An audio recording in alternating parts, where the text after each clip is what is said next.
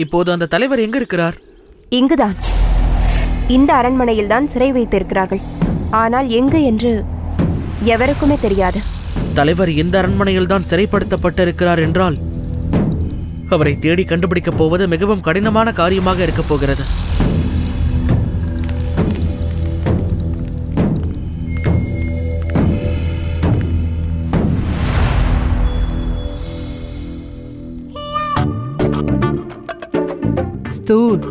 தலைவரின் இந்த கதையை கேட்ட பிறகும் உனக்கு எப்படி உண்ண தோன்றுகிறது? மன்னித்து விடு.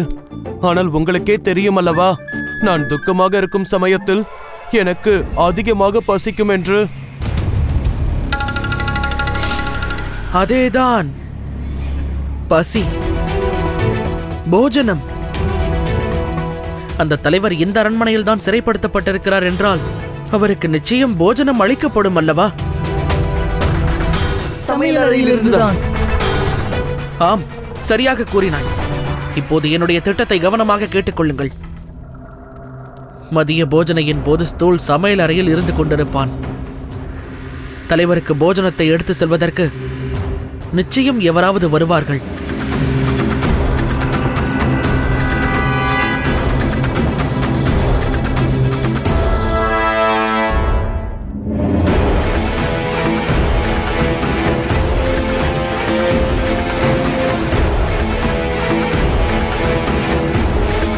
இத்தனை வருடங்கள் ஆகிவிட்டது தாயே.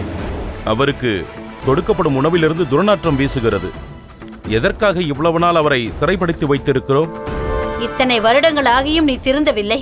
கேள்விகள் கேட்டு என்னை தேவையில்லாமல் கோபப்பட வைக்கிறாய். உனக்கு கொடுத்த வேலை கட்டளையை நிறைவேற்றுவது மட்டுமே, கேள்வி கேட்பது அல்ல.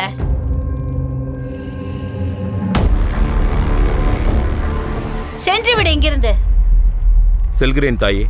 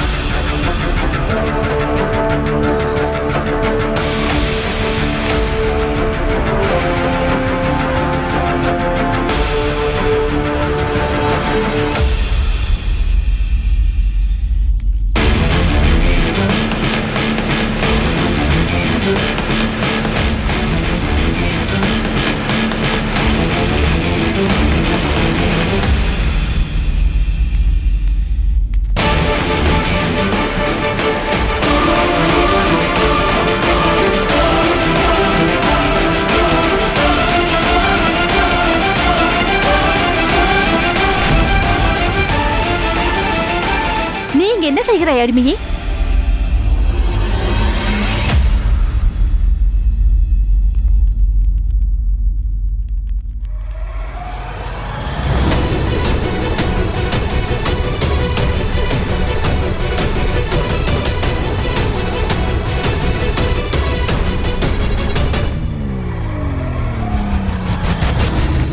மன்னியுங்கள் தாயே, என்னை மன்னியுங்கள்.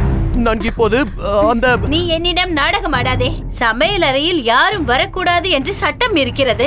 நீ இங்க என்ன செய்கிறாய்? நான் எதுவும் செய்யவில்லை. உன்னுடைய திட்டம் என்னவென்று கூறிவிடு. என்னுடைய திட்டம் என்னவென்றால் சமையல் அறையிலிருந்து ஒரு லட்டை திருடுவது.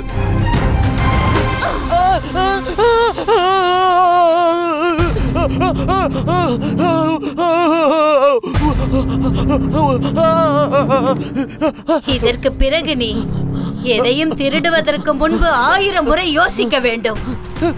ஒன்றை நினைவில் வைத்துக்கொள், நீயும் உன்னுடைய நண்பன் சந்திரகுப்தனும் இந்த அரண்மனையில் அடிமைகள் தான். இந்த அரண்மனைக்குள் எங்கும் வருவதற்கும் போவதற்கும் உங்களுக்கு அனுமதி கிடையாது.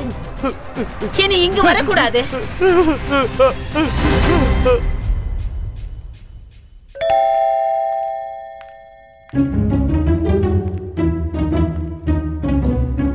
எங்கே செல்கிறாய்?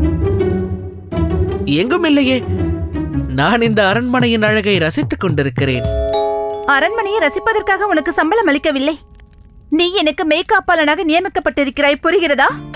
என்ன அரசகுமாரியே, நான் முதலிலேயே கூறிவிட்டேன் அல்லவா, உங்களின் பாதுகாப்பிற்காக நான் எப்போதும் உங்களுடனேயே இருக்க வேண்டிய அவசியம் கிடையாது. நீ ஒன்றை மறந்து விட்டாய். இங்கு ஒரு திருடன் வந்து போன பிறகு என்னை கவனமாக பார்த்துக் கொள்ள வேண்டும் என்று மகாராஜா உன்னிடம் கூறினார். நினைவிருக்கிறதா? இனி நீ எங்கே செல்ல வேண்டும் என்று எப்பொழுதும் நான் தான் முடிவு செய்வேன். இப்பொழுது நான் நடன பயிற்சி செய்ய போகிறேன். நீ என்னுடன் வா.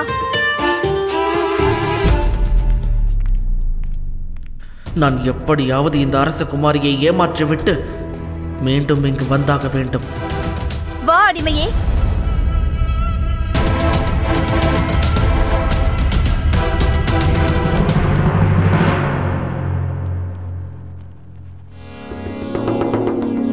மகாமாத்தியரே, நீங்கள் எப்படி வாழ்கிறீர்கள்? எனக்கு புரியவில்லை மகாராஜா. சில நேரங்களில் என்னால் மற்றும் அடிமையால் மற்றும் அந்த சாணக்கியனால் நீங்கள் அவமானப்பட்டு வருகிறீர்கள். இந்நிலையில் நீங்கள் எப்படி வாழ்கிறீர்கள்? நான் கேட்பதன் அர்த்தம், நீங்கள் இவைகளை எப்படி சகித்துக் கொள்கிறீர்கள்? இந்த பிரச்சனைக்கான தீர்வில் மட்டும்தான் நான் என்னுடைய கவனத்தை செலுத்துகிறேன். உங்களை பொறுத்தவரை பிரச்சனை என்ன? மன்னிக்க வேண்டும் மகாராஜா, இந்த விஷயத்தில் நான் எதை பற்றி கூறினாலும் நீங்கள் அதை கேட்க மாட்டீர்கள். அதனால் தான் மௌனமாக இருக்கிறேன். ஆனால் மகாராஜா, கூடிய விரைவிலேயே அந்த பிராமணனோடு நான் நிச்சயம் உங்கள் முன்னால் வந்து நிற்பேன். புரிந்துவிட்டது. இப்போதும் எனக்காக வேலை செய்து கொண்டிருக்கும் அந்த அடிமையை கண்காணித்துக் கொண்டிருக்கிறீர்கள். உண்மையில் அவனால் தான் நாம் அந்த சாணக்கியனை நெருங்கவே முடிந்தது. இன்னும் கூறினார், அவன் சாணக்கியனை நம் கையிலேயே கொடுத்து விட்டான். இதுதான் எனக்கு சந்தேகம் அளிக்கிறது மகாராஜா. நீங்கள் கூறியபடி அந்த சாணக்கியனை நானும் மகத சேனைகளும் கண்டுபிடிக்க முடியவில்லை. ஆனால் அந்த அடிமை ஒரே நாளிலேயே கண்டுபிடித்து விட்டார். சற்று யோசியுங்கள். நீங்கள் உங்கள் கனவில் எதை பார்த்தீர்கள்? உங்களுடைய கனவில் உங்கள் மூக்கு வட்டப்பட்டதல்லவா? கனவில் கண்ட காட்சிகள் அனைத்தும் கண்முன் உண்மையாக நடக்கும் என்று நினைப்பது முட்டாள்தனம்தான் மகாமாத்தியரே. கனவு நமக்கு சங்கேதத்தை அளிக்கிறது. கனவில் நடக்கும் காட்சியின் மூலம் நாம் சங்கேதத்தை புரிந்து கொள்வது அவசியமாகும். ஆனால் நீங்கள் அந்த அடிமையை பின்தொடர்கிறீர்கள். அதனால்தான் அந்த கனவை காரணமாக்கிக் கொண்டு அவனை என் கண்ணோட்டத்திலிருந்து கீழிறக்க நினைக்கிறீர்கள். இனி ஒன்று மட்டும்தான் மீதி இருக்கிறது. மகா ஞானி வித்வான் மகாமாத்தியர் தன்னுடைய விவேகத்திற்கு பதிலாக ஒரு கனவை துணையாக்கிக் கொண்டு இதிகாசத்தை உருவாக்குவார். அற்புதம்! அமாத்திய ராட்சசன், உங்களது புத்தி மிகவும் கீழ்த்தனமாக ஆகிவிட்டது. உங்கள் யோசனை கீழ்த்தனமாகிவிட்டது. நான் கூற விரும்புவது என்னவென்றால் மகாராஜா, போதும். இனி வேறு யாரிடமாவது தான் நான் அறிவுரை பெற்றுக் கொள்ள வேண்டும். ஏனென்றால் தற்போது உங்கள் கண்கள் அந்த அடிமையின் மேலான வெறுப்பினால் கட்டப்பட்டிருக்கிறது. எப்போது இந்த கட்டு கழட்டப்படுகிறதோ அப்போது நான் உங்களிடம் வருகிறேன். அறிவுரை கேட்க. என்னுடைய மகள் ஹெலனாவின் பெயரை கூறி அந்த தனானந்தன் செய்யக்கூடாத மிகப்பெரிய தவறை செய்து விட்டான். இப்போது அதற்கான தண்டனையை அவன் அனுபவித்தே ஆக வேண்டும். முதலில் அந்த 15 ராஜ்யத்தை கைப்பற்றிய பிறகு மகதத்தை ஆக்கிரமிக்கலாம் என்று இருந்தேன். ஆனால் இப்போது என்னுடைய முதல் குறியே அந்த மகதம்தான். தனானந்தனுக்கு அழகான பெண்களை கண்டால் பிடிக்கும் என்று எனக்கு தெரியும். நீ இப்போது அரண்மனைக்கு செல்.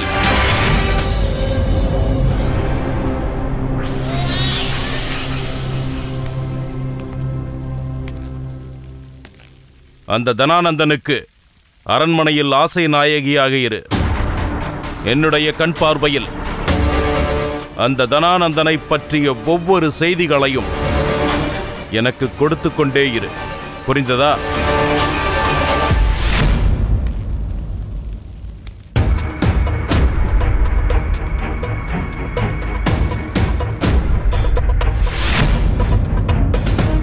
அந்த சேனை இந்த வழியாக செல்வதை நான் பார்த்தேன்.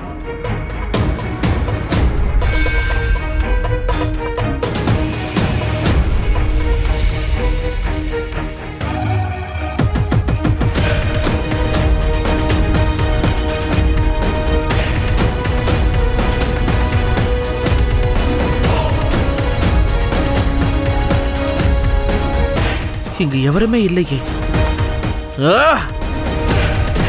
அந்த அரசகுமாரி செய்த காரணத்தினால்தான் எனக்கு கிடைத்த வாய்ப்பினை நான் இழந்து விட்டேன்.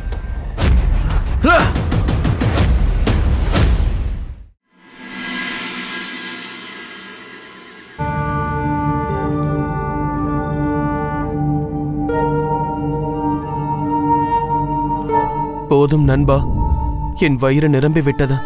என்னை முட்டாள் என்று நினைத்தாயா? ஒரே ரொட்டியில் உன் வயிறு நிரம்பி விட்டதா? இதோ பார், நான் பரிகாரம் செய்கிறேன், என்னை செய்ய விடு. நிச்சயம் நான் உனக்கு 3 ரொட்டிகளை ஊட்டி விடுவேன். ஆனால் இதில் உன் தவறு எதுவும் இல்லையே. இதில் தவறு செய்தது யார் என்றால் அது அந்த செவிலித்தாய்தான். அவருக்கு பாடம் கற்பித்தே ஆக வேண்டும். அவள் இவ்வாறு நினைத்திருக்கலாம், என்னை துன்புறுத்தி விட்டு உன்னை பழிவாங்கலாம் என்று. அதனால் ஆவேசத்தில் இருந்து கொண்டு அவளுக்கு வாய்ப்பு அளிக்காதே. அதற்குதான் அவள் காத்திருக்கிறாள் சந்திரா. ஆனால் ஸ்தூல், உன் கைகளை என்ன செய்திருக்கிறார் என்று பார். அவள் எரிக்கவில்லை.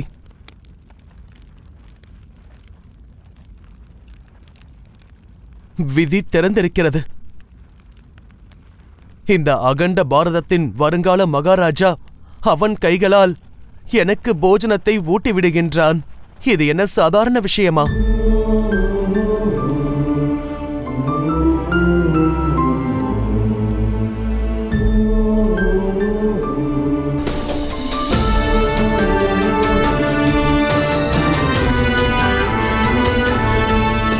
அந்த அரசகுமாரி மட்டும் அப்போது என் பாதையில் குறுக்கிடாமல் இருந்திருந்தால் நான் சென்று அந்த தலைவரை நிச்சயம் பார்த்திருப்பேன். ஒவ்வொரு பூட்டிற்கும் சாவி இருக்கும். தடைகளுடன் சேர்ந்து அதற்கான தீர்வும் கிடைக்கும். இதில் முக்கியமான விஷயம் என்னவென்றால் நமது கவனம் முழுமையாக அதன் மீது இருக்க வேண்டும்.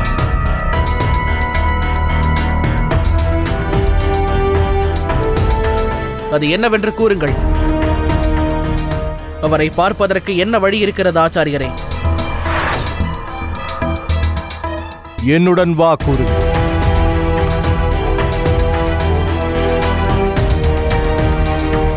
ஆனால் ஆச்சாரியரே, தலைவரை பார்ப்பதற்கான வழியை நீங்கள் எனக்கு கூறுவீர்கள் என்று நினைத்தேன். நீங்கள் வனத்திற்கு வந்திருக்கிறீர்கள். இந்த செடியை வெட்டு. ஆனால் ஆச்சாரியரே, இந்த செடியை வெட்டுவதற்கும் அந்த தலைவரை தேடுவதற்கும் என்ன சம்பந்தம் இருக்கிறது? நான் கூறுவதை மட்டும் செய். இந்த செடியை வெட்டு. சரி.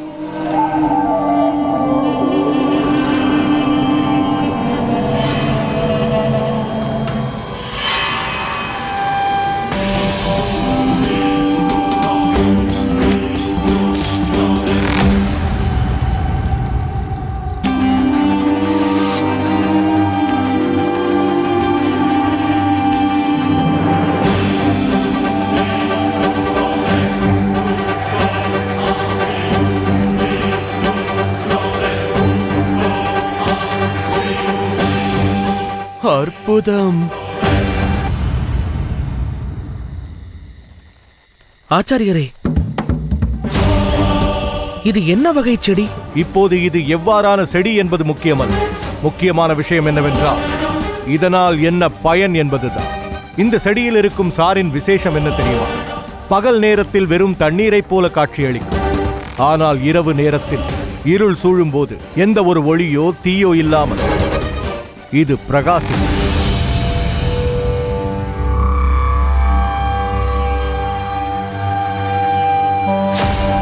அப்படியென்றால் இந்த பாலின் உதவியால் நான் அந்த பாதையை தேடிவிட முடியும். அந்த வழியாகத்தான் சேனை தலைவருக்கு போஜனத்தை எடுத்து செல்கிறான். தூமகேது, நான் கூறுவதைப் போல நீ செய்தாக வேண்டும். போஜனம் எடுத்து செல்வதற்கு அந்த சேனை மீண்டும் சமையலறைக்கு வருவான். அப்போது நீ ரகசியமாக அவனது காலணியின் அடியில் இந்த பாலை தடவிவிட வேண்டும்.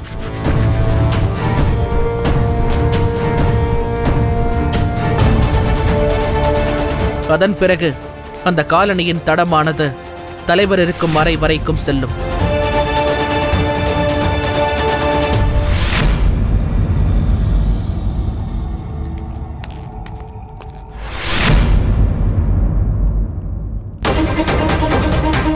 நான் அந்த அடையாளங்களை அழித்துவிட வேண்டும்.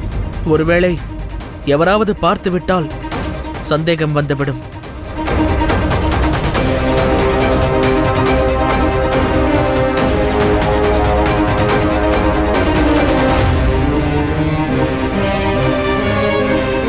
இந்த அடையாளம் ஏன் இதற்கு மேல் தென்படவில்லை?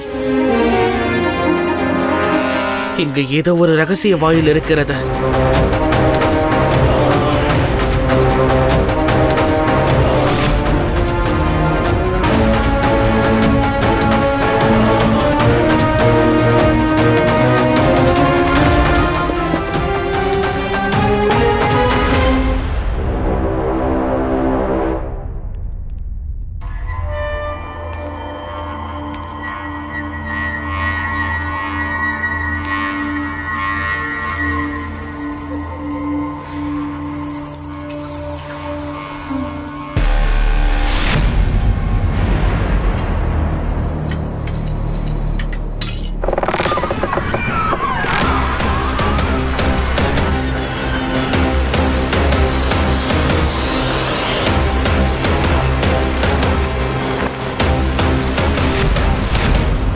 உங்களுடைய திட்டம் வேலை செய்கிறது ஆச்சாரியரே.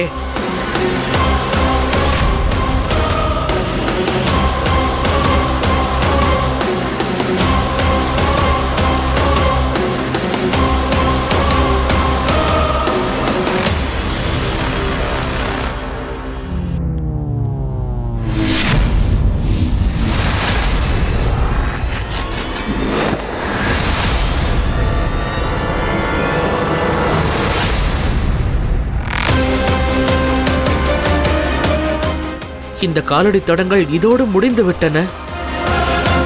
இப்போது அந்த தலைவரை எப்படி தேடுவது? மீண்டும் எனக்கு வழி தெரியவில்லையே.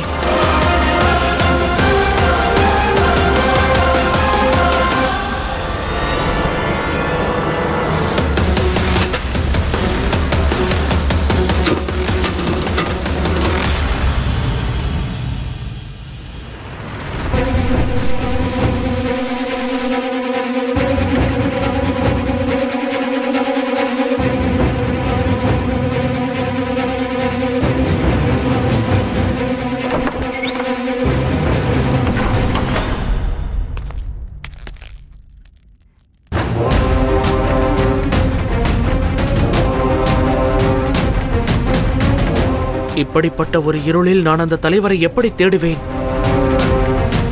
இந்த செடியினுடைய சாரின் விசேஷம் என்னவென்றால், பகல் நேரத்தில் இது வெறும் தண்ணீரைப் போல காட்சியளிக்கும். ஆனால் இரவு நேரத்தில் இருள் சூழும் போது எந்த ஒளியோ தீயோ இல்லாமல் இது பிரகாசிக்கும்.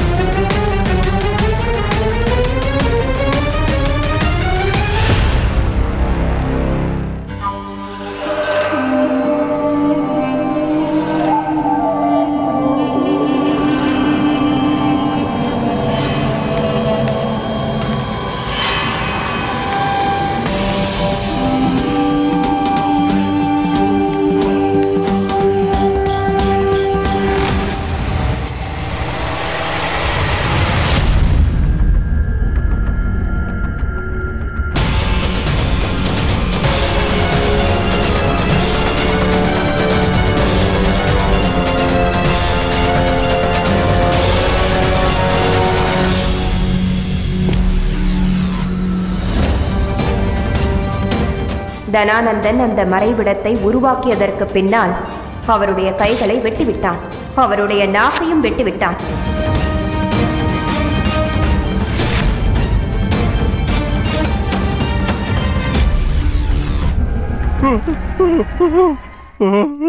பயம் கொள்ளாதீர்கள். நான் உங்களுடைய எதிரி அல்ல, உங்களுடைய நண்பன் தான். எனக்கு அந்த தனானந்தனை அழிக்கும் காரியத்தில் உங்கள் உதவி தேவை. நான் மகாராஜா சந்திரவர்த மௌரியர் மற்றும் மகாராணி மூராவின் மகனாவேன். பிப்ளிவானின் அரசகுமாரன் சந்திரகுப்த மௌரியனாவேன்.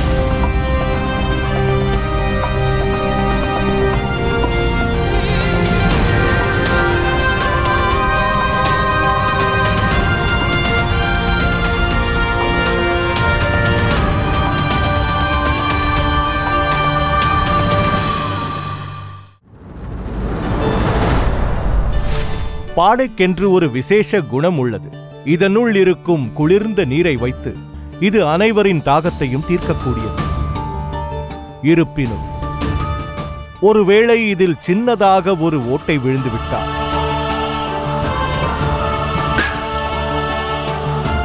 இது தன்னுடைய முக்கியத்துவத்தை இழந்து விடுகிறது. இதே போலத்தான் யாருக்கெல்லாம் பெரிய பொறுப்புகள் இருக்கின்றதோ அவர்கள் மிகவும் கவனமாக இருக்க வேண்டும். ஏனென்றால் தெரிந்தோ தெரியாமலோ ஒரு பிழை நிகழ்ந்தாலும் அது நமது எதிரிகளுக்கு பலமாகிவிடும். அதனால் உங்கள் குறைகள் என்னவென்று அறிந்து கொள்ளுங்கள். அவற்றை அடியோடு அழித்து விடுங்கள். அப்படி இல்லை என்றால் அவை உங்களை அழித்துவிடும். நீதி என்னுடையது, நியதி உங்களுடையது.